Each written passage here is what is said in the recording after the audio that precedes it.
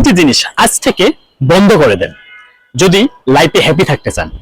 Number 1 হচ্ছে past নিয়ে কখনো চিন্তা করবেন না, কারণ এটা আপনি পৃথিবীর আর যাই হোক না কেন এটাকে আপনি পরিবর্তন করতে পারবেন না, এটাকে চেঞ্জ করতে পারবেন না। অফকোর্স এটাকে ভুলে যাওয়ার কিছু নেই, এখান থেকে আপনি লার্নিং করতে পারেন, শিক্ষা নিতে পারেন, কিন্তু এটা নিয়ে কখনোই দুশ্চিন্তা করবেন না। নাম্বার 2 হচ্ছে ফিউচার নিয়ে কখনোই বেশি দুশ্চিন্তা করবেন না। সাইকোলজিস্টরা বলে থাকেন যে 85% আমরা আমাদের যে ভবিষ্যৎ নিয়ে চিন্তা করি তা আসলে ঘটেই না, অযথাই আমরা এটা নিয়ে দুশ্চিন্তায় করে থাকি, আমাদের বর্তমান সময়টাকে নষ্ট করে ফেলি। নাম্বার 3 হচ্ছে সুখে নিজের সুখের জন্য কখনো অন্যের উপর ডিপেন্ডেন্ট হবেন না।